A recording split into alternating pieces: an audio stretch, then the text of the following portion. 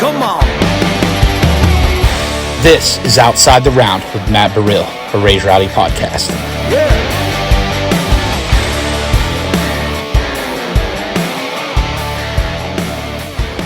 KSC, Karley Scott Collins, reunited with my girl. How the hell you been doing? I've been good. How have you been? I've been good. I've been busy. We've been at festivals the past You're couple everywhere. weeks. You're everywhere all the time. It's been nonstop, and they had us emceeing some festivals. Yeah. Like I got to be on stage and How was introduce a that? bunch of.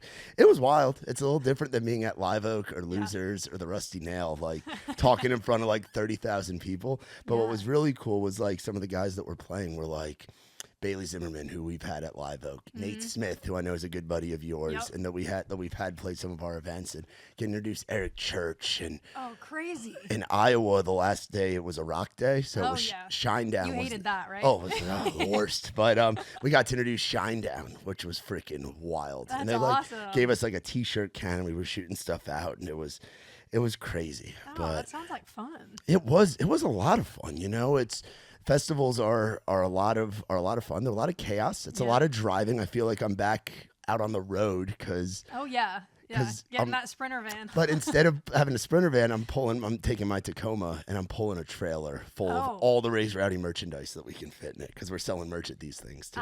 We're about to have to start driving with a trailer, and none of us have ever, me and the band have never driven a trailer Really? before, so, look out. There might be an accident at some point soon. I think Jake and Jake will be up to the task. Well, I get to not drive for about 6 more months, so I'm going to take advantage of that for a little while because I'm still only 24. Oh, so can't so- do it legally. True. Just, it's so, I really wish I could, but unfortunately, it's illegal. Yeah. So the debut EP. Yeah. Right. How's that all been going? It's been great.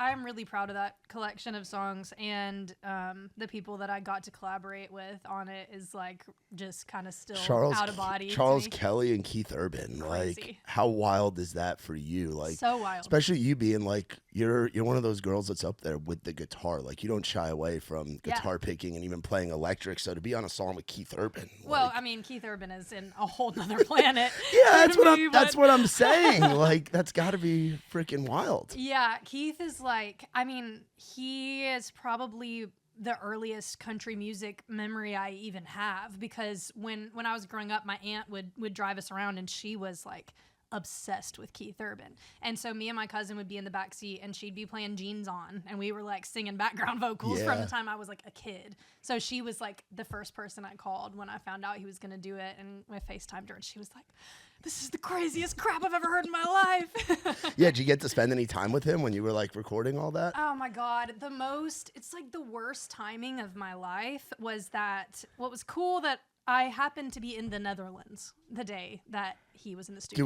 Doing the C2C stuff? Yeah, I've never been like more excited to be in another country and also more disappointed to be in another country Yeah. in my life. So yeah, so he FaceTimed me for like 4 minutes while he was in the studio, but it was still excited he was doing it. So. Yeah, what was the C2C stuff like? Because last time that you and I got to spend some time together really was at Whiskey Jam on Broadway, and Yep. that was like right before Yeah. all the C2C stuff was like, it had like just been announced, I think. Uh-huh. And you were saying, hey, if you want to get out and if we need a tour manager, like, Oh, you want help? yeah. And I was like, I don't think I can do that, Karley. I'd love to, but I don't think I can. So how did it go over in Europe for you? It was great. They actually ended up hiring a tour manager for all 3 of us. I did it with Lauren Watkins and Connor Smith. Oh, and perfect. We all ran around together, so it was good. I would have rather had Matt Burrill, but whatever. But it was good. It was actually like slightly more chaotic than I thought it was gonna be. In my head, it was like,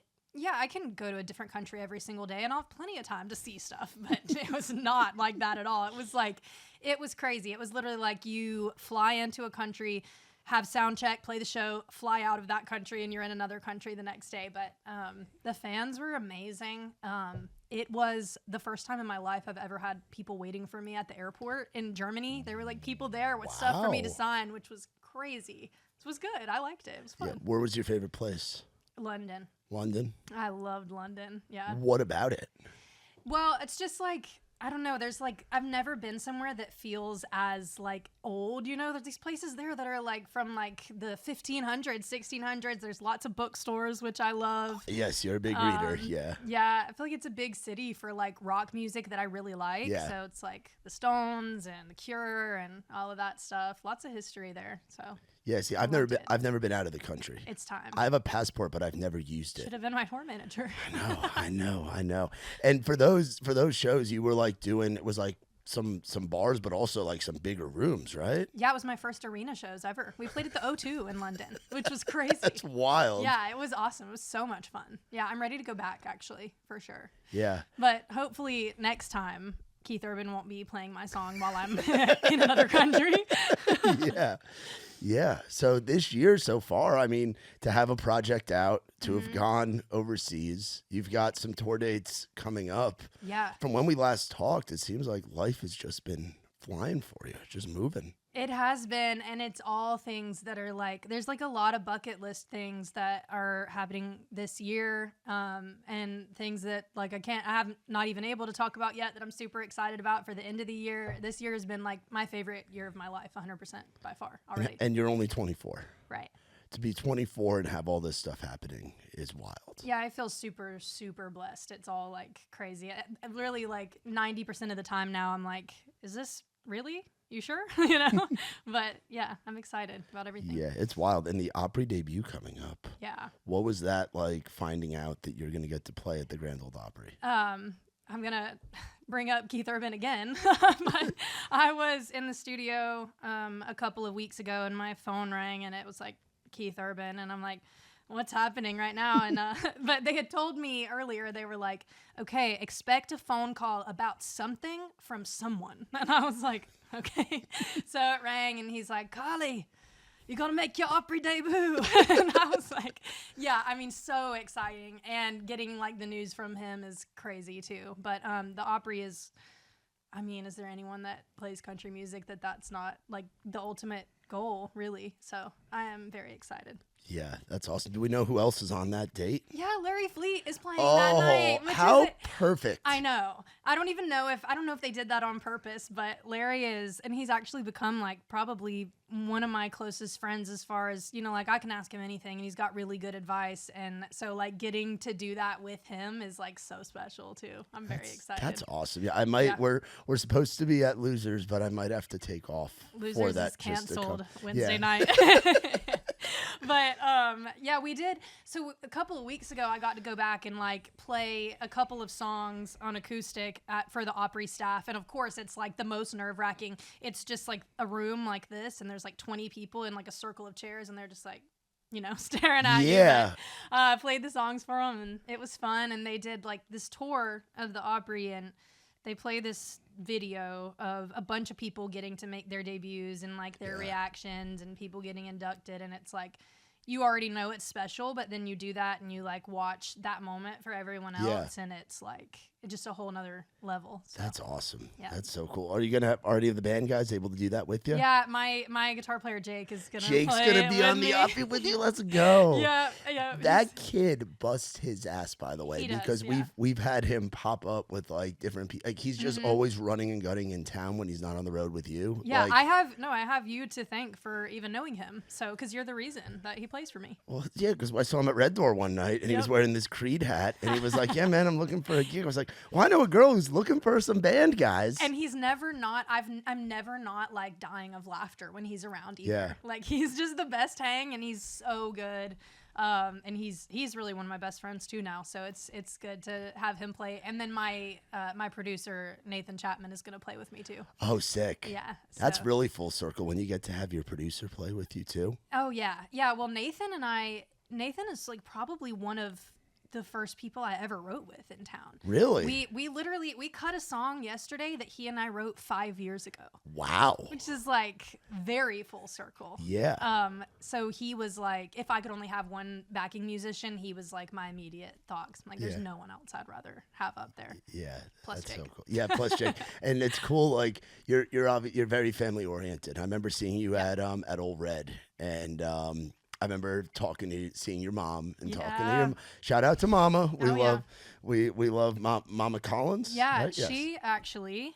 We just found out she's cancer free, which is you probably That's don't huge. even know. I that was she- I was following it. I remember hearing Yeah. about it and stuff, which that's Yeah, awesome. And I know that was so- something she's been battling with and Yep. all of that. But when I was talking to her, and she's like, "Thank you so much for introducing Jake to Aw. us. He's like a son to me. Like Yep. Yeah, all of that. she loves him. They love each other. Yeah. How important is it having that family dynamic with having your parents be so supportive like they are? Oh, I think it's so important. I feel like this can be like until you find your people, and really even after, it can be kind of a lonely thing to do. You know, you're on the road and you're gone, you're away Yeah. from home. It's so nice to have people that like come out to shows and they're excited for you, and you get to go back home and have, you know, a family that's as supportive as they are. And I wouldn't be here without them either. And my mom is like, it's not even just supportive, like she pushes me too. Like if she, you know, if she notices that I'm not giving 100%, she'll tell me. Yeah.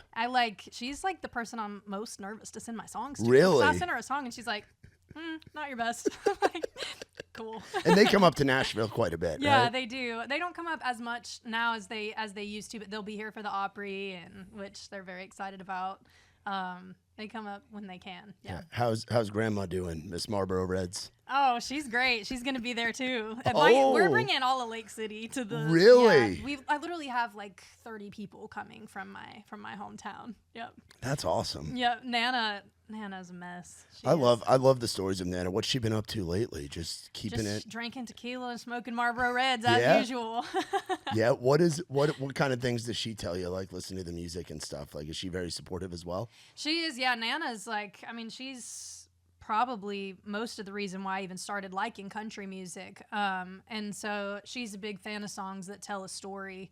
And I find that usually those are the ones that she likes the most when I send them to her. 'Cause classic countries is her thing. What was her reaction to Marlboro Reds? 'Cause Oh, that was she- clearly about her. Oh, 100%. That's Yeah, like she loved dedication. it. The first thing she always says when I play her a song is, "What did you say? I couldn't understand that line." So I printed out the words for her and I gave them to her, and she sat in my car with a glass of wine and listened to it.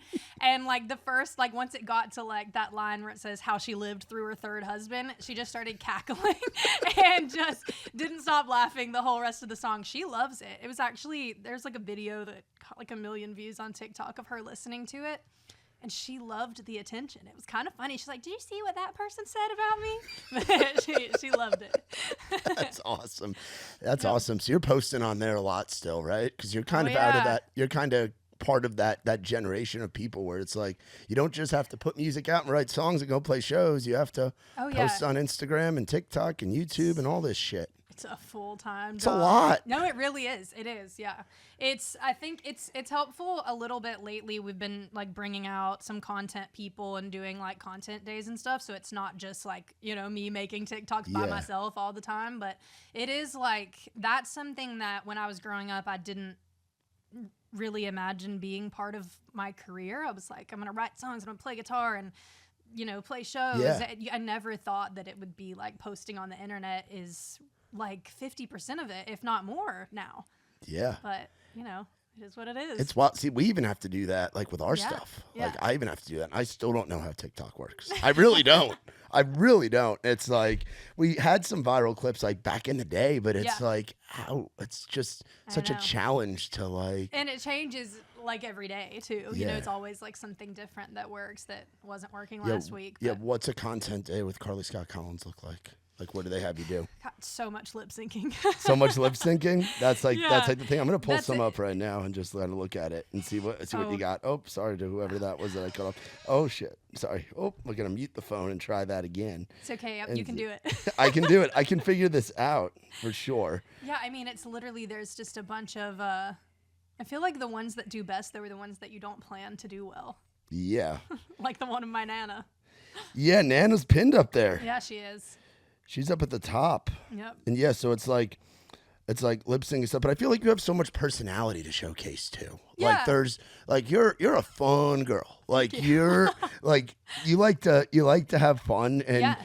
you're an old soul. So I feel like incorporating that in there's got to be part of it, I right? post well, I mean, this is, of course, you say you're a fun girl, and immediately I'm like, sometimes I review books on TikTok. Yeah, that's what I'm saying, though. That's what I'm saying. Like, you have personality. That's like old lady stuff, though. But I do that sometimes, and yeah, I post. Yeah, but it's important for the fans and for the listeners to get to know you. Yeah, for sure. And that's what getting to know you is. Like, you love music, you love movies, my family. You love your family, you love your books. Redneck stuff. Redneck stuff. What's the most redneck thing you've done lately? Well, we're planning to go alligator hunting. I feel like that's pretty redneck. Yeah. Who's weird? Me and my granddad and my aunt. Oh. Yeah. Have you done it before? No, but I'm actually pretty excited about it. So that's what I'm planning on. What is alligator hunting like? What is that? Is that like the fan boat stuff, like swamp people, or like you just? Since waiting? I haven't been before, I don't really know. But I feel like I think you you go out in a boat in a lake in the middle of the night in Florida, and you have to bait them, and then I guess you shoot it. I don't know. Yeah, because like I used to watch Swamp People on History Channel growing up, and it was always fun hearing like the accents, and they would like leave the bait out on the shoreline, like the trot line thing. Yeah, like on the shoreline, then you'd see it wiggle, and then you'd have to go over there, and then somebody'd have to hold the rope, and then somebody'd have to have the gun. So you think you're gonna be the one with the gun? Or you think I feel like the odds that I'm actually the one that's in the water are pretty good. In the water? That I just fall off. Yeah. Oh, and you're the bait. Yeah, exactly. That seems more likely than me actually shooting it or holding the rope. Yeah. That'd be pretty wild. But I'm excited, though. I think it'll be fun. Yeah, that's definitely some Florida family bonding if I've ever heard it. Yeah, it doesn't really get much more Florida than that. We actually, so when I was opening for Willie Nelson a couple of months ago, one of the shows was in the Everglades. And we met these people at the merch booth, and they're like, we run an airboat tour. You should come. And we were like, absolutely. And they let me drive the airboat. I think I saw a video of this because you had Jake with you too, right? Yeah, he was terrified. Yeah. Number one, he had never seen alligators in real life either. Yeah. So there's like friggin' 11-foot alligators, and I'm driving the airboat. Like, might wreck, might not. Yeah. His eyes were like, he was literally like praying. But I did very well, of course. Good. What's being on tour with Willie Nelson like? Because that's like an old school like heritage act. Like, that's a whole different vibe from like being out with Nate Smith or Larry Fleet. Yeah, very. I mean, Nate is very similar to Willie. Really? No, I was gonna say I'd be very surprised. No, you know what? The one thing that like really stood out to me is him being. I mean, he's 92 years old, and his guitar playing is still incredible. Like he is a better guitar player than I am by a mile, and he's 92. But I mean, his voice is still amazing, and him and his crew are so nice. He wore my merch shirt on stage during one of his shows, and which was like, his wife was standing there, and she was like, "Did you see his shirt?" And I was like, "No, what shirt is he wearing?" And she was like, "Just look at it." And I was like, no way. But that's my Nana's favorite musician of all time ever. Did Nana get to meet him? She didn't get to meet him because he's older, and they want to be careful with. But they did let her sit side stage and watch his show, and I got to sing with him at the end of the set. She got to see that from side stage, so it was special. Do you have any cousins and siblings and stuff? I do. I don't have any siblings. I'm an only child. Okay. I feel like I don't give off only child energy. Not at all. Thank you. I would have guessed you had a brother or something. I feel like, so my cousin Julian, he pretty much lived with us for a long time when I was growing up. So I was forced to watch WWE. I got beat up. We caught lizards, I definitely had a brother for a little while. So yeah, he's my cousin. He's got the most beautiful little baby girl I've ever seen in my life. And then I've got two other cousins, Christian and Michaela, who just got engaged in Paris. So wow. I'm like really far behind. I wouldn't say you're far behind. You're sharing a stage with Willie Nelson and doing your thing and having an impact on the world with your music and your art that you love to do. Thank you. I wouldn't say you're far behind at all, because I look at it like kind of like that too. Like, my sister's getting married in the fall. Yeah. She's 2 years younger than me. My little brother's like working on Wall Street and stuff. Right. And it's like, I'm down here running this company called Raise yeah, Rowdy. no, but you're killing But it it's too. like we're having an impact in the things that we're supposed to be doing, Right. you know? Right. Their weekend consists of one thing. My weekend consists of going and partying with people in Clinton, Iowa, Bloomington, Illinois. Yeah, hanging out with the Shinedown guys, you know? So everybody's thing is a little bit different. Have you gotten to go out and do festivals and stuff? I haven't done a ton of festivals, but we have some coming up pretty soon, so I'll be experiencing. Do we know? Do we know where we're at? There's There's so I was gonna say I was looking up on your like Spotify events thing and seeing what I don't even know what if you that's had updated. because I saw some stuff on there. Like I saw the Opry on there, obviously next Wednesday, and then I saw some stuff for like Portland, Oregon. Oh, that's Nate, right? Yep, okay. Monroe. Oh, you're doing Peoria, Illinois.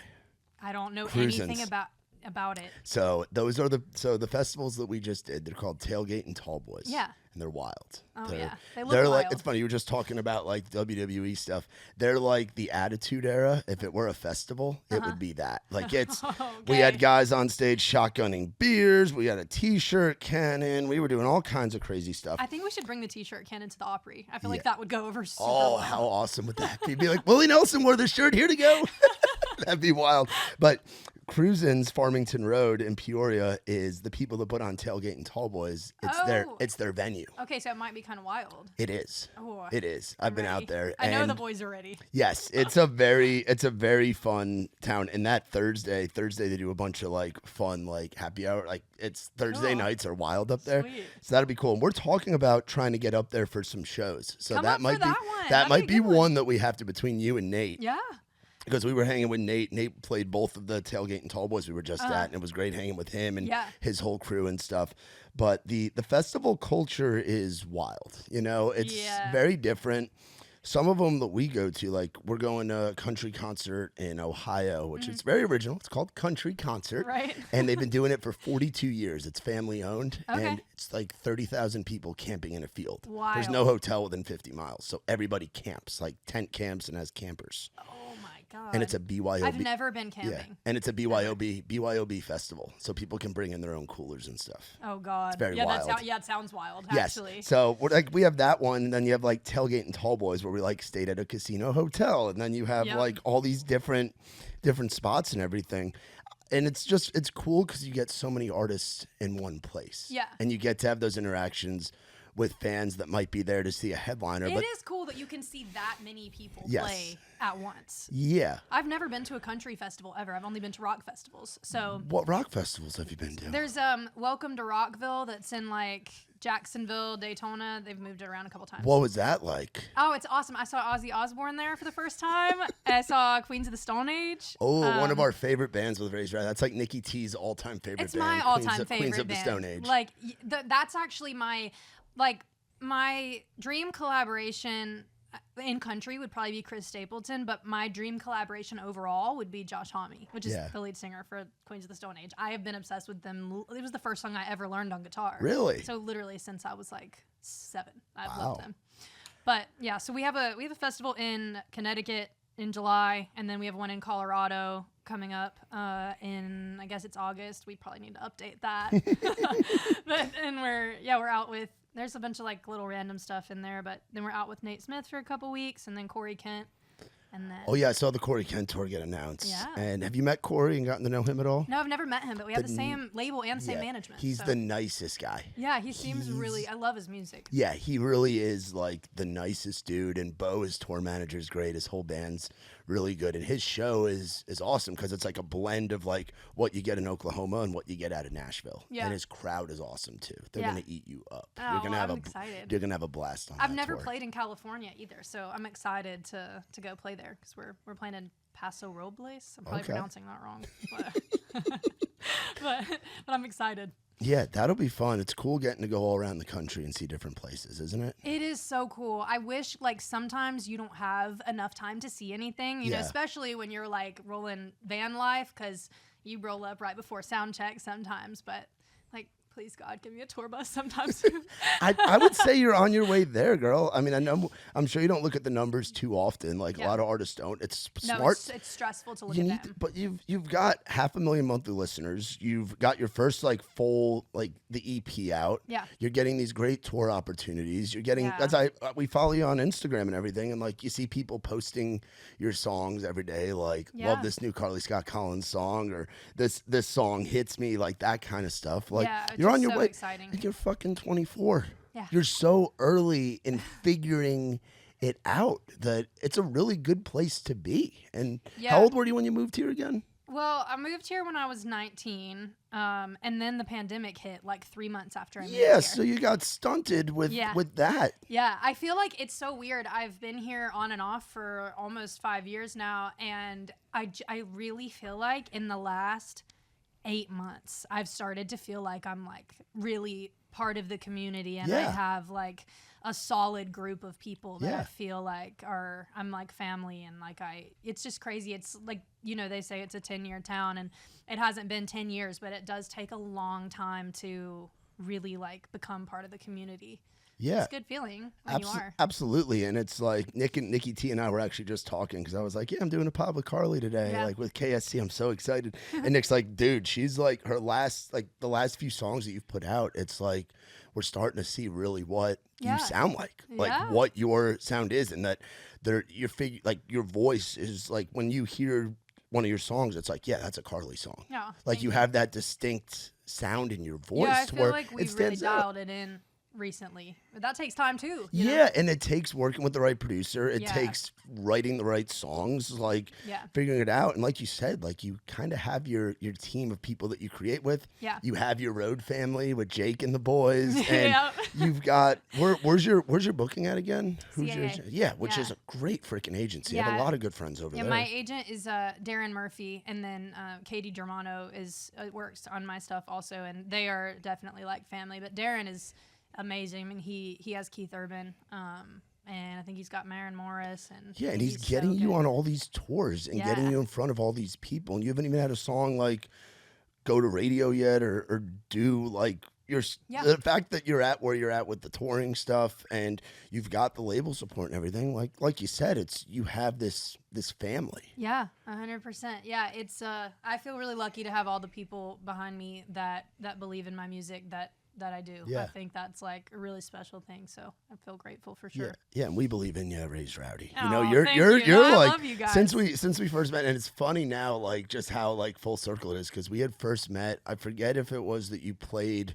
I think you might have come and played around at Live Oak. Yeah, or maybe. And then I covered a whiskey jam for Ward, and I saw you there. Yeah. And ever since then, we've hit it off really well, and we love what you do and everything. What's something that people wouldn't know about you from like guessing? Like what's a I wouldn't know.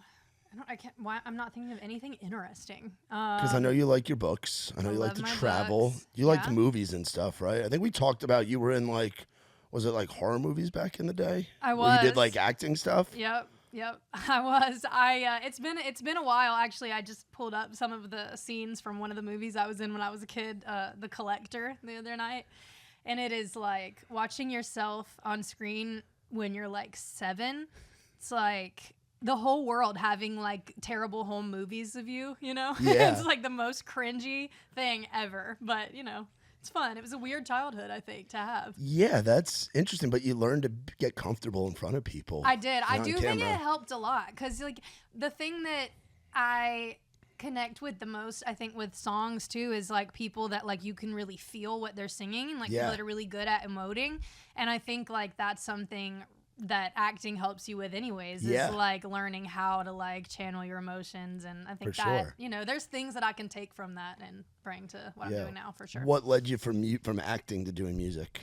Acting led me to doing music, really, because I had that I had a part that I was up for, and they asked me to learn to play guitar for it, and that was, I picked up the guitar and I didn't put it down after that. I literally quit acting because of it making me pick up the guitar.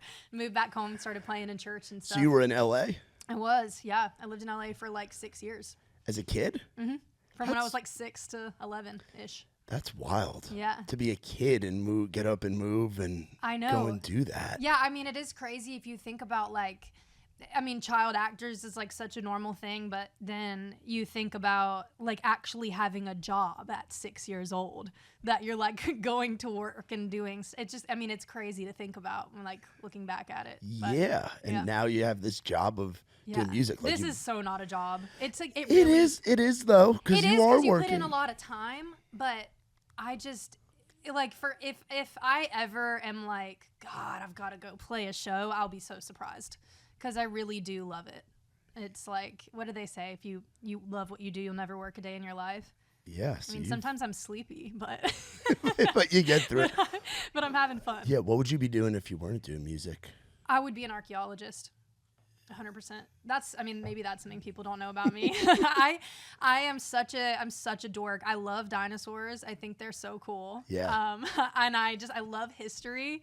There's this guy named Josh Gates that's like, if someone's like, if you could like meet anyone, who would it be? It's him.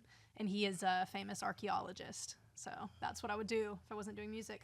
So we got to find a tour date that you're on where there's like a dinosaur or something. I gotta go to like Montana or like. Is that where a lot of them are? Like a lot of the fossils? They have like things where you're making me look like a dork. I'm not making you look like a dork. We're getting to know Karley Scott Collins. They have things where you can go and you can pay to like go dig for dinosaur bones in those states. Like it's like New Mexico, Montana, like there's some in Wyoming. I know all sorts of stuff. And it's like Tennessee's had a history of it too. Like in East Tennessee, I remember there was like they found fossils like years ago. Yeah, but we don't have. There's none of the cool stuff. We don't have any. What constitutes the cool stuff? And stuff here. Oh, is that what's out there? Oh yeah. Went to New Mexico. Went to. I saw you went on the vacation in New Mexico. I love painting too, which that's like one of my other little side things people probably don't know about me, I guess, is that I've painted a lot of my cover art. And I really like this artist, Georgia O'Keeffe, and she has a ranch in New Mexico. We went out there and like looked at some of the places she painted, but they also have a dinosaur museum on site. Oh, so you got both. It was the best of both worlds.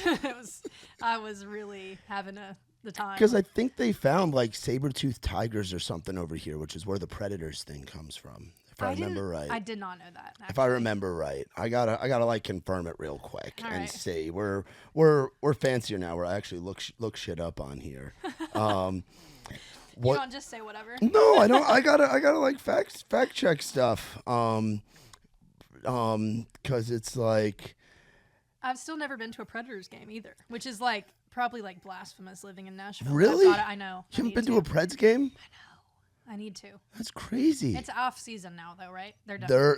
They're not. Yeah, they're out of it. There's like one game left or 2 games left in the Stanley Cup Finals. Florida's actually in it. The Florida Panthers. I'm so shocked that Florida even has a hockey team. I know, and they're good. So they're weird. Really good, too. Okay. So it says, why are they called the Nashville Predators? A story behind the discovery of the saber-toothed tiger bones when the building was under construction in 1971. That's crazy. Saber-toothed tigers, so I guess there must have been like tar pits or something. The more you where know. Broadway is, yeah. That's pretty interesting, actually. Yeah, see, so you have stuff here. All right. We got to find an exhibit for you to go and fucking play around with dinosaur bones or prehistoric things. That would make me so happy. I want to know what you would do if you weren't doing this. If I weren't doing this, see, I was trying to get, I was like into sports stuff, like sports media. Okay. Like I was one of those kids. I had like a sports blog when I was in like the 6th grade. Aww. And I was like writing about the Yankees. You need to find that. Oh, it's out there. If you look up Matt Burrill Sports Haven, it's there. You can read all my cringe. You can read all my cringy articles from about like the Yankees and all this stuff from like 2009 to like 2012, I want to say. Oh. But yeah, like I wanted to be on ESPN. That's like what I wanted to do. All right. So it was always like broadcasting stuff. Yeah, similar. But my family had a water company called Culligan Water. It's like a nationwide thing. And we had the franchise in my hometown from like my great-grandpa to my grandpa. Wow. And then my mom. My dad still works for the corporate side and he lives up in New Hampshire. But my mom sold the business like right before COVID. But I very well could have just ended up staying in New York and just running that. Water. I've been fourth generation. Wow. So you totally just disrupted the whole family line. I did. Everybody stayed for the most part. Everybody's in the Northeast. Like my sister and her boyfriend, her fiance are in Maryland. Right. My brother's in New York City. Yeah. And it's like I'm down here a time zone away. Yeah. Working on music related stuff. That's kind of how, I mean, my great granddad started selling mobile homes. That's what my family does. Oh, cool. So he did it, and then my granddad did it, and now my dad does it. But me and my cousins, none of us are doing it. So I don't know what happens with, I guess, the family business after that. But both of my other cousins are nurses, and I'm singing. So yeah, but none of us wanted to do it, I guess. But yeah, there's something to be said for taking that jump. Like, I guess for you, you kind of got to grow up a little bit in LA, and obviously that was like an interesting chapter. But what was kind of in your decision process of like, okay, it's Nashville time. It's time to get to Tennessee. Did somebody kind of like encourage you to move here? Or? Yeah, actually, I had started taking trips up here to write with some friends that I knew from back home, because I played like a lot of like little. I lied about saying I hadn't been playing festivals. I used to play the Swanee River Jam back home. Oh, okay. All the time. Yeah. So I had, some friends from down there that were coming up here trying to get publishing deals and stuff. And so I would come up here and write with them a little bit here and there. And I had written this song, and I played it for my friend at this publishing company, and one of the publishers happened to walk in, and he listened to it, and he asked for a meeting, and they ended up offering me a publishing deal. And so I, at that point, was kind of like, I live here now. Yeah. So I got the publishing deal and moved here after that. And that was at 19? Yep. Yeah.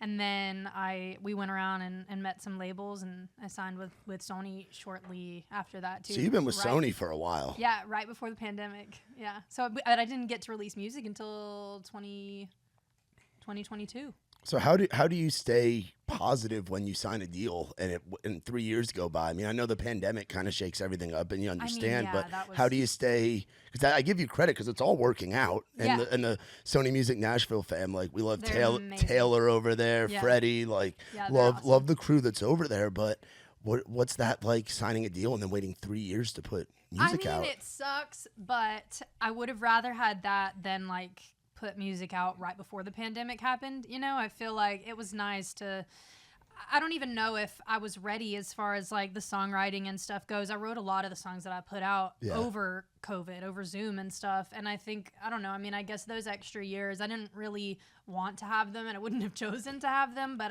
looking back at it now, I really think I needed them. But I mean, of course I was frustrated then, but I think it helped to know it's not like it was just me. It was the entire world having to wait on everything. Yeah, it was. And I think you felt comfortable with that team, because so many artists are like, I don't want to sign a deal. I'm going to get shelved or this or that or whatever. But it's like the right time, things are going to happen. Yeah. Everybody's path is different. Yeah, but it is crazy when you look back and it's like that much time went by. But yeah, I mean, I feel like it was the best thing for me. And as soon as things felt like vaguely normal again, we got in the studio with Nathan, who's the first person I ever recorded with. First person you ever wrote with, first person you ever recorded with. Yeah. Yeah, and it's full circle. I went and I worked with other producers who I really admire, and I love everything they do. I worked with Dan Huff. I worked with Greg Kirsten. But there is something about my relationship with Nathan that's just, it's like, I like went and dated other people, and I was like, I really miss my ex-boyfriend. Like, we just really have something that, like, I feel like is really special. I really admire him a lot. That's great. Yeah. You brought up ex-boyfriend things. What's it like being a 24-year-old female and trying to have that kind of thing, but also be folk like? God, so miserable. I hate it. I hate boys and men and all of them. I mean, I just went through a breakup like a month and a half ago. Oh, really? Ish. Yeah. Keep it on the DL, Yeah, well, it's important to keep that stuff private. But being an artist, and I feel I mean, I'm in a very good relationship. My girlfriend, her daughter, who's feels like a stepdaughter almost to me. Like, love Aaron and Charlotte and all them. Shout out Aaron and Charlotte. But what's it like when your career takes you you're traveling constantly, you're spending time writing, you're having to post on social media, so much of your life is in the public eye. What's it like? I mean, I think that's the big issue with like finding the right person, is that I am so focused on my career right now. I'm writing every day of the week. I'm on the road the other 3 days of the week. So like, or the other, the weekend. And so I'm not, it's going to be really important for me to find someone who understands how hard I'm working right now, and that's really hard to find. Even in Nashville, when so many people are in this life, I feel like it's almost worse when they're doing it too, because then your schedules are like fully not aligning ever because they're busy when you're not busy, and the other way around. But I think it'll happen when it's supposed to happen. My mom always said, just run your race, and all of a sudden you'll look over and someone else will be running their race alongside you, and that'll be the right person. It's a good way to look at it. It is. Yeah. I mean, I might feel differently if I'm like 40 and single, but like right now we feel good. I feel like I'm, that's like not really that high on my list of priorities right now. Yeah, which is a good place to be, especially at 24. You got your whole life ahead of you. But it is so weird coming from like my hometown. I have one friend left that isn't married. Like all of my friends are married. They're all having children. And they're in their 20s? Oh yeah. They're all 24 or 23. Is that one of those born here, live here, die here kind of things? Yeah. Where it's it is, you're born in Lake City, you find your boyfriend in Lake City. And 100%. You die, you raise your family, and then you die in Lake City. Exactly. Yeah. Yeah, and then your family raises their family in Lake City, and then they die in Lake City. Yeah. I mean, I love my hometown, but yeah, it is. But it's nice, like, you come here and people don't have that, the same sort of mindset. But then I go back home and I'm like, oh my goodness, like, it's crazy. Yeah, it is. How often do you get back there? I don't get to go back as much as I used to. I used to go home like every couple weeks. I'd go home. Yeah, but now, my schedule's gotten a lot busier. I don't get to go home as much. I try to get home once a month if I can, but I feel like it's been like once every couple months lately, which is. Do any of the friends come up here? Yeah, they do sometimes, but it's hard. They have jobs and everything. But some of my friends are coming up for the Opry, which will be awesome. Awesome. So, yeah. That'll be sick. Yeah. Where do you like going? Like, what does KSC do in her off time here in town? Like you're not somebody I see at Red Door too often. Like no, you're not. I went to Red Door the other night though, and we had a wild night. It was out till like 2 a.m, which is so unusual for me. What were you doing out? Were you with Jake? I was actually. Okay. Yeah, I was with Jake and Tony Sanders, who plays drums for Josh Ross, and the boys. Wild. So how did that night go? It was good. We went to Whiskey Jam to watch Josh and them after a 7-hour rehearsal with my band, and then we went out to Red Door for the next 3 hours. So it was good. It was fun, but it is definitely unusual for me. I recovered for like 2 weeks after that. Really? Damn. I don't go out. What I do for fun is I love to lay by the pool and read a book, and that's really it. And then I just I work out a lot now. Okay. So I go for a run. Nothing really that interesting. Yeah. Which is boring stuff. You're so busy all the time. You want to just chill. Yeah, last night I took a night to myself and I just chilled at my house and did nothing. And it was the first time I'd probably done that in like a month. Yeah, and you loved it, right? It was great. Yeah. I got into this new show called what is it? I think it's like Presumed Innocent or Proven Guilty or something. Somebody literally mentioned that in my right today. The new Jake Gyllenhaal show. Is it good? It's so fucking good. Okay, I feel like I have to watch it now. This is the second time today. Yeah, Erin got me onto it.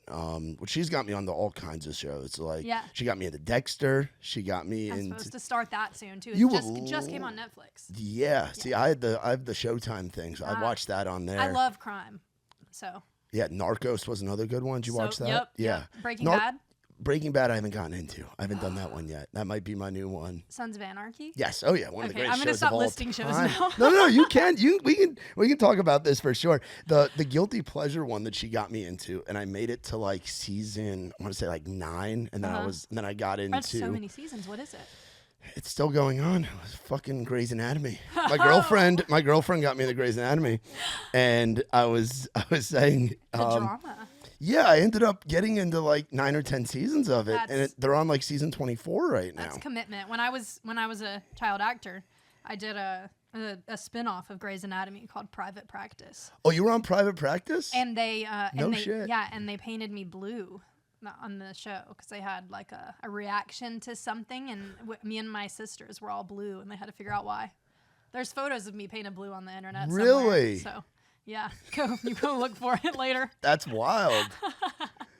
Yep. That's cool. See, I never got into the private. I kind of like I'll get into one show and then I'll get into something else, and then I'll just forget about the show that I had been watching.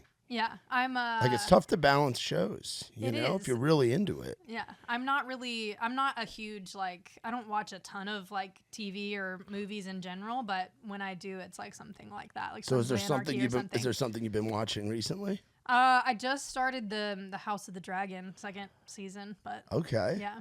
Because to me, it hasn't been as good as Game of Thrones was. Like Game of Thrones I couldn't get through Game of Thrones. Really? I don't know. I watched like 3 seasons of it, and then I was like, I'm bored. I'm done. Which is, I know that's so unusual. I was like that with The Sopranos too. Really? Oh no, Karley. I know. Karley. But I just feel like it's different maybe when you watch it like as it's airing and you have like a break between seasons. Like if I just have 75 episodes to binge watch and it's just like, all right, they killed someone else. Cool. Like I'm over it. Sopranos, I'm a little biased because that's like my neck of the woods. That's my neck of the woods. Like they filmed a lot of that in my hometown. You're like secretly in the mob. I mean, we have 13 private sanitation companies in our small county. That so yes. seems shady. Oh, it is. It is for sure. That's the New York stuff. Oh. But yeah, that new Jake Gyllenhaal show, I would highly recommend it. And it's nice because that's not all out. So it's like 3 episodes are out, and they drop a new one, I think, every Wednesday. That's what I'm going to do. So you're still watching it like live. So like when it comes out on Wednesday, and you don't get bored. Yeah, you don't get bored. Exactly. Right. Exactly. So you went out to Red Door the other night. Where else do you like going? You strike me as somebody to be in the East Nashville. No, because it's so far from me. I live in Franklin, so that's like right. I literally I forget you're a Williamson County girl. Yeah, and I love it though. I really love it there. Do you like it because it's like a break of where you're not in town all the time? Yeah, I think that like I grew up in such a small town that like it feels a little more like I'm at home whenever I'm in Franklin than if I was living in like a high rise downtown. I think I would pass away. I don't know. I'm just still not used to the city life. Yeah, it would be a lot. See, I've never lived in the city of Nashville. I'm out here in Hermitage, which is the closest I've ever lived to the city of Nashville. Yeah. Which is nice. My girlfriend Erin lives up in Cross Plains, which is like up by the Kentucky border. That's like far. Yeah, it's like a little bit of a hike, but it's like nice because it's like outside of the city. But yeah, living in the city would be very aggressive. Like I have friends who live across from Live Oak in those apartments, and it's like, yeah, of course you're gonna go out every night because that's just. You're just going to walk over to Live, and then you're going to end up at Red Door every night till 2 a.m. No, there's literally no way. I don't think I could make it. I don't think that, like, I'm built for that. I'm really not. Like, going out every night, I've never had that phase, actually. Like, I guess it helps when you turn 21, like, during COVID, right? Yeah, my 21st birthday was, like, at my parents' house with, like, 7 people and pizza. But it was fun. I loved it. But yeah, I feel like everyone else's 21st is very different. Yes. Yeah. And then I was still, I mean, really, we were at home most of my 22nd year. Yeah. So, I mean, 23 and 24, I feel like I just turned 21. Have you ever had a Broadway night? No. You got to have one. I challenge Jake Flaw to take you out on Broadway. Oh, God. I challenge you to go out on Broadway with Jake and the band. Maybe one day. Maybe. Broadway is just a whole different thing. Yeah. It is, because that's what I was doing when I first moved to town. Going to Broadway? I was a bouncer. Oh, my goodness. I worked there. I worked at Whiskey Row. So you saw all the craziness. Yeah, where Whiskey Jam is. Yeah. I worked there for a year. Wow. I was the ID checker. I used to take fake IDs. That was my thing. I was the ID guy. Oh, man. So that's I did not know that. Yeah, that's what I would get, like 5 to 10 IDs a night. Like I was really good at it. I bet. And we had a whole collection. How do you tell a fake one from a real one? It depends. Like the photos, some of them just look very photoshopped. Yeah. Like the pictures, and then you'll notice like on the Tennessee ID where it says like tn.gov, the T and the N are connected. On the fake ones, they're not connected. All right, for all y'all underage people that are listening, pay attention. Yeah, and then like certain IDs, like you'll shine like your flashlight through them, and then the hologram on the bottom should be doing something and like it's not. Yeah, or like the Florida one was always the picture. Right. Florida IDs, like, and that's with like any of them, but Florida in particular. Yeah. And then some of them you could like bend them, and then like the laminate would just crack down the middle. Oh, no. And then you'd see that laminate crack, you put it in your pocket, like, have a nice night. Pro. That's what we had to do. Oh my goodness. You're taking it serious. Yeah, because that's what you got to. But like that's what our joy was. It felt like your joy was bringing other people sadness. It was collecting the IDs. Yeah, when you're a door guy, it's like, would you rather collect an ID or would you rather break up a fight? Now, don't get me wrong. Breaking up the fights had its moments where it felt very rewarding. You learn to move your head very quick. But and I saw all kinds of stuff there because like we had what year did you get here? You got here what 2019? Yeah, beginning of 2020 into 2019. Because like we had so you missed when we had the NFL draft here. Yeah. Because the NFL draft was crazy. Not that I probably would have known it was happening anyways. Yeah, well, it would have been hard to miss because every single fan base was here, and I bet it was insane. They put the stage down by the river, so it was just up Broadway. It's like CMA Fest, but for CMA Fest, but with NFL fans. Yeah, it was chaos. Which CMA Fest was so much fun this year. Yeah, you played quite a few shows, right? I was all over the place. Yeah. Which one was your favorite? You know what? I really loved our set on the Reverb stage. Yeah. We played right before Shabuzi. Ooh. So I feel like, there was like 800,000 people there. Not really, but there were so many people there. And the crowd was like, they just had so much energy. It was so much fun. Probably like one of my favorite shows I've ever played ever. But also, I have wanted to play at Spotify House for like the entire 5 years I've been here. So we got to play Spotify House this year. Spotify House, we were out of town during CMA Fest. You were? I was up in Iowa. Yeah. Wait, for the Tailgate and Tall Boys, okay. yeah. Right. So I was in Iowa. Nikki T actually hosted the Sony event on that Thursday. Yeah. Were you at that one? Yeah, too? I played a little acoustic thing for that. Yeah, too. that was you were. I think you were. Was that Thursday or Friday? Or Saturday, or one of them. It was one of them. Definitely a day that week. It was definitely a day over at Acme, right? I feel like it was Friday. Yeah. Okay, Friday. Because Nick, I think, hosted Thursday with Ella, Dylan, and Graham, and then he drove up from CMA Fest to Iowa, overnight. He drove up with two of our merch sellers. But CMA Fest, it is such a cool thing, and I've seen it from being a bouncer, and then last year we got to kind of cruise around and do some of the fun stuff. But to get to be exposed to that many people. Yeah. And it's crazy too. I don't know, this is the first one. I played it a little bit last year, but this is the first one that I've seen people in the crowd wearing my shirts, just singing the words to my songs, and people were there that I played for in London. There was a guy there that had my shirt on that was I saw you in London, which is it's just crazy how many people come from all over the place to go to CMA Fest. Yeah, and then those people that were there will see you out on the road, hopefully. Yeah. And there'll be people from Illinois and people from California that'll see you at those Nate shows and those Corey shows. Yeah, it's so much fun when you have the fans that you recognize and remember, and they're at multiple shows. You know, do we have some diehards already? Yeah, I feel like maybe she might end up watching this. There's this lady named Kelly that I met when I opened for Nate a couple of years ago, and she's been at I guess probably 3 or 4 shows now, and she is just the best. I mean, I absolutely, she's the coolest. I love her. So yeah, there's a few out there, but that's my shout out. Have you gotten to fans bringing you stuff? Yeah, there's some little bracelets, the friendship bracelets and things like that. They'll bring you little gifts, which are I cherish all that stuff. So yeah, which is just, it's so crazy to think that somebody even likes your music, let alone enough to show up to a show or bring you something. It's crazy. Yeah, they don't just like the music; they like you. Yeah, you know, what are y'all thinking? And then they get to know the guys in the band, and they feel like a part of it. You know, we used to have these people in Alabama that would show up when I was out on the road with Trey, and they would show up with a box from Crumble Cookies, and they would bring us those big cookies. All right. They would do that, and then we had some lady in East Tennessee that would make her own custom set list of what she wanted to hear and give it to me before the show and be like, y'all should play this set list. And it's all these deep cuts from Trey's first project in 2012. That's so nice. And I'm I don't think this is making the set, Sherry. We appreciate you though. Or she'd bring frisbees that she would find in her backyard because she lived near a disc golf course, the frisbee golf. Okay. And Trey plays the frisbee golf thing. Oh, gotcha. So she'd show up with all these random frisbees. I was thinking that was a really random thing to bring, but now I understand. Yeah, and it was just odd because there'd be this lady that would come up with a piece of paper. She'd draw these pictures for Trey and the band, and then have these frisbees. And then Alabama, we got Joanna and Katie bringing us boxes of cookies. I like that though. The cookies were cool. Mm-hmm. Yeah. The cookies we enjoyed those for sure. I feel like I'm always like, it must be like the amount of true crime I watch or something though, because if someone's bringing me cookies, I'm convinced that like if I eat that, I'm gonna die. Like that's poisoned. Yeah? Yeah, I mean like always. Yeah. I won't drink or eat anything like someone gives me. Really? Yeah. Which is that why you were scared to drink the Surfside? Yeah. Matt's gonna kill me live on the podcast. I was gonna say, what an episode that would be. Not my favorite, probably. No, not your favorite. Would be your last one for sure. Yeah. Go out strong. Go out strong. Damn, that's funny. But damn, that got me thrown all over the place.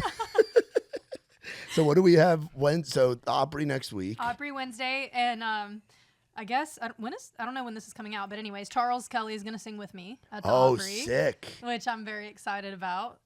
What's he like? Because I haven't met him before. He's so tall. That's like my immediate thought. Is he's like how tall? He's like 6'7". He's like really tall. Really? Yeah, super tall. So I want to get a picture of him and Jake together because my boy Jake is not 6'7". I think that would be good.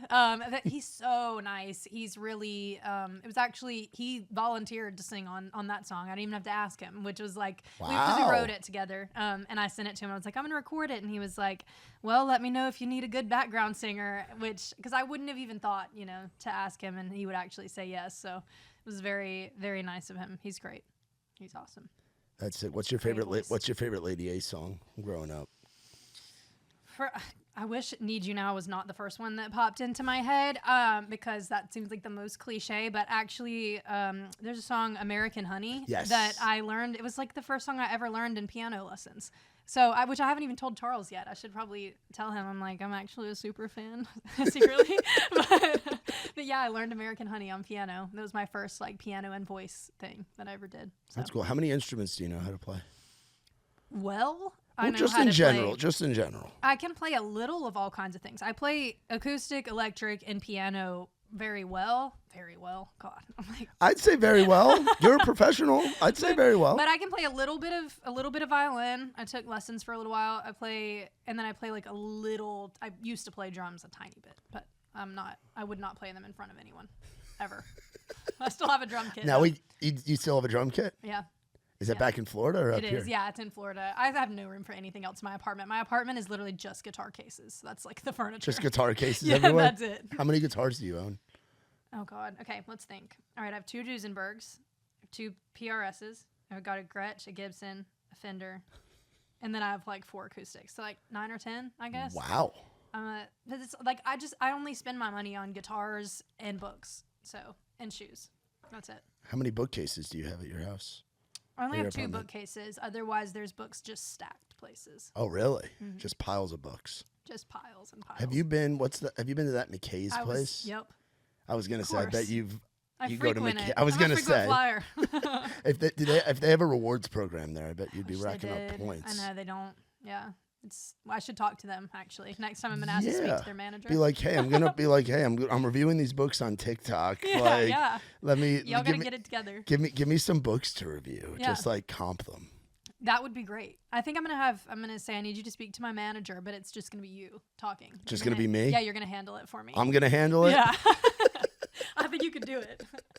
She needs to review these books. Do you have like favorite kinds of books? Like you said, you like the crime stuff, but I know there's all different genres. I'm not somebody that reads a lot of books. I've got like 4 or 5 self-help books that were given to me that I still haven't read. No, like Southern Gothic is my favorite genre. What makes something Southern Gothic? So it's like set in the South or like cowboyish, but then also people die and stuff. So it's like, it's Gothic because it's like dark. So is it like that episode of The Office where it's like, there's been a murder? Exactly. Like that kind of thing? No. My favorite author is this guy named Cormac McCarthy. You've probably seen No Country for Old Men, the movie. Oh. He wrote that book. So that kind of stuff. Yeah. So, and then, there's some that are like set like a little bit older, but he's the only person I've ever written fan mail to. I wrote him a letter in the mail, but then he died. So no reply. Damn it. So that's a clip right there. Yep. That's a clip right there. So how many books would you say on average? Like how often, like, will you read tonight before you read before you go to bed, or you read during the day? Or every night. I don't have time during the day, but every night. So that's got to be nice, though, instead of like checking your phone, because that's something I've been trying to get better at. I still checking my phone, yeah? Unfortunately. See, I put my phone on like on that do not disturb mode and just kind of set it off. I need to. I'll set like little I'm like, all right, after you read 5 pages, you can check your phone again. It's not healthy. Because that's like, because I feel like these things. And they're so bad. We gotta get rid of them. They're bad, but they're great. It's so nice to be like connected to, like, I can FaceTime my mom when she's not here, which is so great. But like at the same time, I really would have rather grown up in like the 70s or something where you didn't have it glued to your hand all the time. Yeah. It really is kind of unhealthy, like how much we're on them. Yeah, and then I'm wearing basically a phone on my damn hand right here. Yeah. Which is wild. You're like double fisted. I'm double fisted the times. technology. At all times. I'm just constantly freaking plugged in. But I like this because I just started going back to the gym. We're trying to get fit and get back into it. Hot girl summer. Which is good. Yes. Trying to get back into it. You know, Erin is working out like every day, like twice a day, like busting her ass. Amazing. And I'm trying to get back into it. What are you doing? Well. You're running? I'm a Planet Fitness guy. Okay. Which is what you do when you're on tour. Yeah. That's a little life hack because the showers. The showers, 24 hours. Yep. And they're all over the place. Yeah, that's true. They're literally all over the place. So it's not the best gym in the world, but it gets the job done. So like I go in and I start by doing the rowing machine. And I'll do that for like 5 to 10 minutes. And then I'll go like, today I did leg day for the first time in probably 3 months. It's the worst. Oh, it killed me. Yeah. It was rough. Getting on the squat rack for the first time in a couple months was just like, ugh. I've got to get better at all that stuff. My friend Roman Alexander. Oh yeah, I love Roman. An artist, and he said that he was going to be my trainer. So, and he said I should be very afraid. So we'll see how that goes. Yeah, Roman gets after it. Yeah, he's like in the gym every time I talk to him. Every time. I think he lives there. So what do you do for working out? You just really run? I do a lot of running, and then I have this app. You probably know that lady, Grand Ole Opry. Oh, yeah. She has this app called Pretty Muscles. Yeah, she used to come into Whiskey Row all the time. Yeah. And do, like, fitness stuff on the second floor. Oh, on Saturday or Sunday, like, during brunch. And she'd have all these people up there doing, like, this workout class with her. Yeah, I use her app every day. So I run and then I listen to Erin. She tells me what to do. So what kind of exercises is that? I'm not like weightlifting. I've never had like a. I was gonna say you're looking big. You're looking big there. No, I just like there's like a lot of like ab stuff, and then you do like squats and different things like that, and then there's like little weights that you use for stuff, but nothing too crazy. Okay. Yeah, I'm not trying to get to like bodybuilder status. You know? I'm just trying to be able to wear the crop tops on stage. You know what I mean? Well, I'd say you're in a good spot then. We're there. I'd say you're in a good spot. Do you hit the gym when you're on the road, or do you go for runs when you're on the road? Is that part of the routine? No, I wish. No, I'm so lazy when I'm on the road outside of road stuff. But yeah, I don't work out when I'm on the road. I only work out when I'm here. But I get in a pretty solid schedule when I'm here. I work out every night when I get home. Okay. But I've got to get better at it. Because that's something that a lot of people have on their rider is the gym pass thing. But if you're using Erin's app, you could do that stuff in the hotel room. You could do that stuff in the green room. Yeah. You can go for runs around the venue depending on where you're at. That's what I should start doing it. You're inspiring me. Because that's what, when I was out with the Muscadine guys, that's something that they do. Yeah. That's part of their Larry was rider. Doing it too. Yeah, which I saw Larry, by the way, at that festival. And the day that he was playing got canceled because of weather, but he hung out all day. Yeah, there were like 90-mile-an-hour winds. It was freaking crazy that Thursday in Bloomington, Illinois. It was nuts. It was a shame too because like Cody Johnson, Wyatt Flores, Larry, like it was a great day. Yeah. It was a great day, but it got shut down for weather. But Larry was just riding around in the golf cart with his boys. He came over to our Ray's Rowdy tent and hung out with us for a little while. He's the best. But yeah, the Muscadine guys, they like get after it on the road, and on the rider is gym passes, and they'll go to whatever gym. Yeah. What's on the Karley Scott Collins we're still rider? At the point though right now where it's like you can put stuff on the rider and people are just like, I'm going to maybe not do that, We got to get Jake to crack down on that. Yeah, Jake's got to really start cracking the whip. No, honestly, my rider's so simple. It's just like I don't eat meat, and so like usually. Oh yeah, you're vegetarian. That's right. I can't eat catering most of the time because it's literally just like, all right, we've got steak, chicken, and like ribs or something. Yeah. So I ask lots for, of barbecue if you're touring in country music. Yeah, I ask for fruit and vegetables and water on my rider. Like and a veggie tray kind of thing. And then the guys ask for like some beer.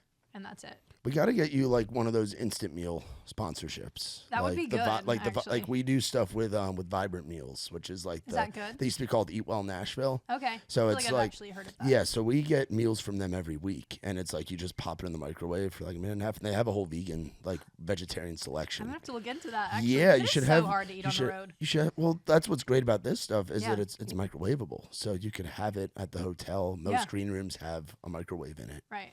So that could be the fix right there. That could be the fix. Get you some Eat Well things. You just go in their thing and you pick it up each week. All right. I'm going to look into that for sure. Yeah, Vibrant Meals would be really good. Vibrant Meals, if you're watching this, hit up Karley or management, hit up Karley. For real. Because that's one of our favorite ones. And then we're going to send you home with a 4-pack of this. I know you said you're like a super lightweight. Yeah. But you just had to expose me right now. What? You just calling me a lightweight in front of everybody now. That's not well. That's what first thing you said when you came in. No. It's a good thing. The worst is when people can't handle like their lightweights and they're like, no, I can hang. No, I can hang. I know. When you accept it, that's good. Okay. That's good. No, that's better than trying to keep up with somebody and knowing that I don't you even try. can't. Yeah, it's better. It's better that way, and it's nice to have the clear head and not be walking around hungover all the time. Yeah, for sure. I like to know what's going on. I like to remember the words to my songs. If you are out at say Red Door and you're out with your fam where you know you're with a group of guys, it's like you feel safe and good with the Jakes and those boys. Yeah. What is your go-to drink? I've been doing a vodka cranberry. Okay. Yeah. I've done like the soda water and cranberry or like cranberry and Sprite because I've been sober for I just hit 8 years. That's amazing. Which is great. Yeah. And again, I got lucky that I got sober before I moved here, or I'd be a whole different person. Yeah. Wouldn't be good. But these things right here, they have vodka in them, and we have the iced tea and we have the half and half over there. So we'll send you home with a 4-pack of that, and you can enjoy it. All right. They've only got 100 calories, and they're not carbonated, so they taste like Nana sweet tea. All right. Well, I'm excited to try it. So I'm excited. You should enjoy it. And it's only got 3 carbs in it. Like they're very like healthy, and they're our new thing, Surfside. They're awesome, and we'll send you home with that Orca water bottle right there, which you can use. I've been like trying to fill this up and drink a whole water bottle like 3 times a day. I have it's like a 64-ounce like jug thing that I Does carry. it have like the things on it? Yeah, you're doing good. Keep it up. Keep going. You're almost there. Yeah. So I had to carry that around all the time because I'm trying to like make sure I get all the water. Especially this time of year with the heat. Oh my God, yeah. CMA Fest was so hot, and then we were on the road with Dwight Yoakam last weekend, and it was like burning. Where were you guys? We were in Georgia, and then we were in Raleigh, and then Charlotte. It was cool. So hot, though. Very hot. Were those like theater? They're outside amphitheater. Oh. Yeah. That's cool. Yeah. That's a big stage. Yeah, it was fun. It was really fun. Did you get to meet Dwight and any of his crew? No. It was he kind of just rolls in, whenever it's time to go on stage. So we didn't get to hang with him too much, but I watched his set, and he still sounds great. So, yeah, because I know they run a very tight ship where they it's do. like the changeover. Yeah. And that's something I told Jake. Yeah, dude, don't go over. I told him don't go over, and I was like, I think you guys are going to be fine, but I've heard that before. Yeah. And it's like you've gotten to experience touring with so many different people. Yep. From guys that have been doing it for longer than you and I have both been alive, like Dwight Yoakam and Willie. And then you've gotten to do it with guys that are coming up and have songs on the radio, like Nate and Larry. Yeah. So you're getting to see the touring from all different facets. Yeah, I mean, I think it's good to run a tight ship, because if you just let people play for however long they want, it's good to keep things on schedule. But I think there is, also something to be said for being like flexible and just, having a good time. Yeah, it seemed like the Larry tour was very welcoming, and at the end, so amazing. I remember seeing your post when that tour kind of wrapped up. I was depressed. I was sad when it ended. Yeah, they're amazing, all of them. Yeah, what made that tour so special? The people, 100% the people. I mean, like on Larry's team, he literally from monitor engineer to front of house, his entire band, his like tour manager, and like Larry himself, they're all like the nicest people any of us have like literally ever been on the road with. They were all like took the time to talk to us, give us advice. They watched our show, which, you know, sometimes you open for someone, most of the time you open for someone and they don't really care to see your show, you know? So like they all made us feel like they were excited to have us there, which was awesome. And he gave you like a gift at the end of it, right? Yeah, he did. Well, after they turned our entire dressing room upside down and hid my shoes. Oh no. That was our end of tour prank, and I didn't realize that it was okay to do end of tour pranks. So if we ever tour together again, Larry's gonna get it. What would be the go-to tour prank? I don't know. I can only think of ones that are like not okay. Like I was thinking about like releasing crickets on a tour bus, but I was like, that would actually make someone mad. That'd be very Florida of you to do. So or lizards. Yeah. So none of those things I feel like I can actually do. I've got to find a happy medium. What you should do. What? With your love for dinosaurs, you being a walking with dinosaurs girl, archaeologist over here. Yeah. You should get one of those T-Rex like blow up suits and go out on stage during their set in the T-Rex thing. No, that would like be that on would brand. Be fun. That would be on brand. It would be. Yeah, that would be fun. Yeah. But so yeah, they hid my stuff and turned all the furniture upside down, and then they left us a note that was just like, please return this dressing room to the way you found it before you. So we had to like flip all the furniture. But then Larry came in and he had like a thing where he had like a bunch of pictures of us together because I sang with him a lot of the nights, and like wrote a really nice note, and it was awesome. It's very sweet. It's hanging up in my room actually. That's awesome. Yeah. That's cool to be collecting stuff. Yeah. I have my decorating style is not less is more at all. It's just more is more. So I feel like concert posters and pictures on every wall. That's like what we got is like all the different posters and stuff here. Yeah. And we got that knife, which was the most random thing in here. That knife and that guitar.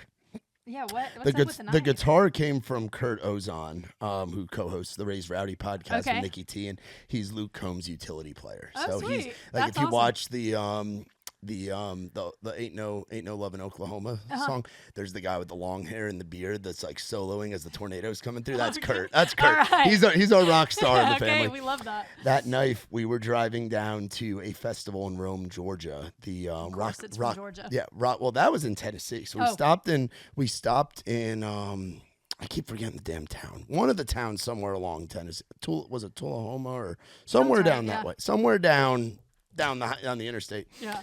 And we went across. We stopped at this deli. It was awesome, really good food, really good sandwiches. Then across the street, it looked like a pawn shop, but like a boutique, but like all. We walked in there and they had a little bit of everything. And then Nikki T and I saw that knife, and on the bottom, you can't really see it under the guitar. It just says bald eagle knife, and it's like no shit, bald eagle knife. Well, how could you know? Nikki T and I were like, dude, we have to get this. We're like, we put it in the podcast studio. It's a write-off. The vibes are immaculate. And it's a write-off. Yeah. We wrote off that $70 knife. No, you did not. Yeah, we did. We wrote that shit off. Because how could you do a podcast without that, like, setting the tone? Yeah. It's like, what's more Raised Rowdy than that? And they had another one, too, that was, like, more of a Screaming Eagle. That was a little more expensive, that had, like, double the blade length. Wow. So we were just like, we need to have this. I mean, he's screaming a little. He's got a little yell going on. He's got a little Screaming Eagle to him. But, yeah, and then we got all these, like, show posters and stuff. We got Haley Witters over there looking at us. And all the different things in here, like all of our decor, you know, which last time we did this, I was still in Trey's studio in the city, and it was like sitting on the couch vibes. Well, I like this table. This is very vibe. official. Yeah, I like the table vibe and all of that. And then we have like our raccoons, and I got my Yankees bobbleheads. Are you into sports at all, or are you very like the artsy? only sport that I ever watched is basketball. Okay. So yeah, I've got to probably learn some more about sports. So do you still follow basketball? I follow the Lakers on Instagram, and that's it. Okay. I got to sit courtside at a couple Lakers games. Oh, as a kid? When I was like 16. Okay. Yeah. I randomly met Lou Adler, who I don't know if you know who that is, but I was in LA and he owns the Rainbow Room and the Whiskey A Go Go and stuff. Oh, and, classic stuff. I got the whiskey wrong. One of those places down there. But I was outside the Rainbow Room and I wanted to see some of the memorabilia they had in there, but it was closed. And so Lou Adler, he was a record producer back in the day. He signed the Mamas and the Papas. He turned down signing the Doors. Wow. Like 3 times. And I had no idea who he was, but him and his wife were standing out there, and he was like, oh, you can just go in there and look at some of the stuff. And I looked him up after and I was like, oh my God, I've read about this guy like 100,000 times. But his wife texted me after because we kind of like got along and she was like, do you like basketball? And I was like, sure. And she was like, I've got courtside seats for the Lakers game. Do you want to? Literally just like that. Those are expensive tickets, too. Yeah, he sits next to Jack Nicholson. Oh, so did you get to see Jack Nicholson at the game? Unfortunately, I probably wouldn't have known who he was back then, but so I really have no idea. But I let's see who was playing right then. I feel like maybe Brandon Ingram was playing for them, and I think he sweated on me. Oh, might be wrong, but I might be getting the players wrong. Okay. But yeah, it was good. It was yeah, fun. we got to get you into hockey with Nashville being such a hockey town. Yeah, we got to get you to a Predators game. Soccer would be fun. Soccer would be fun too. The soccer games are a lot of fun. I hear they're pretty wild. They're wild if you sit there. So it's like you have obviously the field, and then it's a big stadium, but behind the net is like the diehard section. Yeah, and most of the people in that section are Spanish speaking. So all the chants are all the chants are in Spanish. So me and Nikki T and a couple of our friends went to a game one time. Oh. And there's like people in like the luchador mask, they got signs, they're doing all kinds of shit. And I have no idea what they're saying because I don't speak Spanish. I speak a little. You speak a little? I used to sing in the Spanish church. Really? Yeah. I didn't know that. Was that here? Jesucristo. Was that here or was that in Florida? Back in Florida. That's wild. Yeah, and then I was maid of honor at my friend's wedding, and I had to Dios bendiga este matrimonio, give the speech in Spanish. Wow. It was, I'm full of surprises. Wow. Spanish-speaking Karley Scott Collins. Yeah, you would do well at a soccer game then. Yeah. Yep. You would do well at a soccer game. That'd be wild. Yeah, and then baseball is probably my favorite. And I'm a big, as you can see by the bobbleheads here. Oh, yeah. Big New York Yankees fan. I've never been to any baseball game. Even the Sounds? No. Sounds games are fun because they're a lot more affordable. Yeah, that's that's a AAA team. Their stadium's in Germantown. Okay. And then they're talking about us getting a pro team like within the next few years. I think that'd be cool. A pro team here would be awesome. I'll wait and I'll go to that game. The AAA games are fun though because they're not as expensive. Right. So they're a lot cheaper, and they're a lot of fun. Okay. So you should go to one of those games. 2024 might be my sports year. It should be. Yeah. It should be. I'll just hit like Pred, soccer, and baseball all in one year. And Titans. Titans. I've never been to a Titans game. You haven't been to anything. What can I say? I'm a loser. You're not. So you are not a loser. But there's all these like events you can go and do. I just go to concerts. I never go to sports ball. What was the last concert you went to? My own one. No, that wasn't yours. Where you weren't working. Let's see. What was the last concert you went to? You went to a show and you actually watched the show and enjoyed, like as a fan. Because I feel like it's important to do that because we all get into music because we love music. I went and saw Guns N' Roses here at the soccer stadium with my friend. She came up from Georgia and it was awesome. It was like it rained during the show, but it almost made it like more fun. When they play November Rain. Yeah, and they're like, they're playing and we're like soaked and like jumping up and down. Yeah. Like it was a lot of fun. It was really good. Yeah, that's cool. That's the last one that I went to, I think. What would your dream ticket be to go to a show to see somebody? Dream ticket. Dead or alive. Oh man, now you made it so much more complicated. Alive. No, dead or alive. The Doors. The Doors? Yeah. I love Jim Morrison. And my dad loves Jim Morrison. So that's like I would have to take him. Yeah. Yeah. That's what I left flowers on his grave in Paris. Oh wow. Yep. Went to that Père Lachaise cemetery. So you've seen the movie then with Van Morrison? Yep. It's a classic. Yep. Yeah, he's great. That's awesome. Wait, Val Kilmer, not Van Morrison. I'm sorry, I got my V's and my Morrisons. It's an easy mistake. Val Kilmer to Van Morrison. I don't know actors very well. That's like I kept when I was starting that we were talking about that Jake Gyllenhaal show earlier on Apple TV. And I kept saying to Erin, I'm like, I'm going to start that Ryan Gosling show. And she's what do you mean Ryan Gosling? I confuse Ryan Reynolds, Ryan Gosling, and Jake Gyllenhaal. I'm like all the chick flick like actors. That's fair though. We're kind of on the same page there. Because I also got introduced to a movie called The Proposal the other day. You ever seen that? No. Chick flick movie? Nope. It was pretty good. It wasn't bad, but you near Grey's Anatomy and chick flicks. I know. I'm a whole different person, but I wouldn't have it any other way. Wouldn't have it any other way. So what do we have? So as far as this year, what are some goals? Because I know we talked about this on the last one. That was like around a year ago. So to see where you're at now. Yeah, no, I mean, it's kind of crazy. Probably, I mean, I feel like the goals that I mentioned last year were probably things like playing the Opry and playing the Ryman and like the collaborations that I have. So I think right now my main goal is to get a song to radio. That's what I'm working towards right now, because like this year I've accomplished a lot of goals, which is really exciting, but that's the big one for now. Yeah. And I think like doing like a headlining tour too. Those are that doesn't matter how small it is, but those are both goals. Yeah. Are there cities that you really would want to go to? Like, I feel like if there's a venue, what's the closest venue to Lake City? I'm actually playing for the first time. I'm headlining my hometown fair. Oh. Which is going to be so much fun. I've never played in my hometown ever. Like, really? I've only played like around there because we really don't have a whole lot. We just have the fair. Yeah. So I'm doing that actually. But there's not really any venues in Lake City besides that. But yeah, I mean, I'd want to play there. Obviously, I'd want to play here. I feel like it'd be, a good place to play. But New York City, too. I love that. Yeah, all those places. Yeah, New York City shows are fun. You just have to find somewhere to park the van. God, That's the hard part. Yeah. You get a lot of tickets playing in New York City. I bet, yeah. A lot of people, like, especially on buses and stuff, like trying to park. That sounds like a horrible. The bus driver kind of has to move the bus around all day. Like, you're only allowed to park in this spot for 2 hours, and you got to move to this spot, and you got to like bounce around. That sounds awful. And you're pulling a trailer. It's chaos. It's chaos. Sounds like it. But sis, we appreciate you coming on this show. Thank you for having me. As always, you're one of our favorites.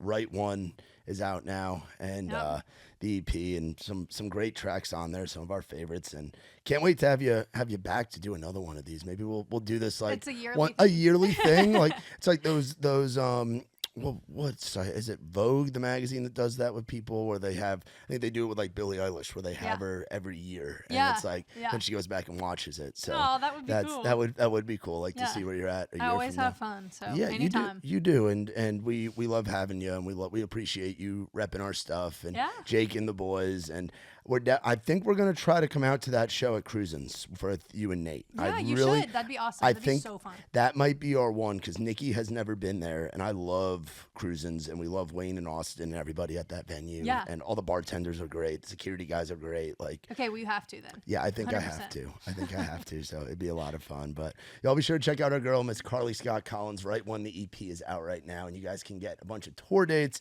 And sis, congrats again on the Opry thing. Thank you. I know how important that is to you, and how big it is, and to have your family there. I'm going to do my very best to be there. All right. I really will. And we appreciate you coming on. Y'all be sure to check out Karley, KarleyScottCollins.com. Is that the website? Yes. Had to think about it. Yes. Wait, yes. And y'all be sure to follow her on all the social media.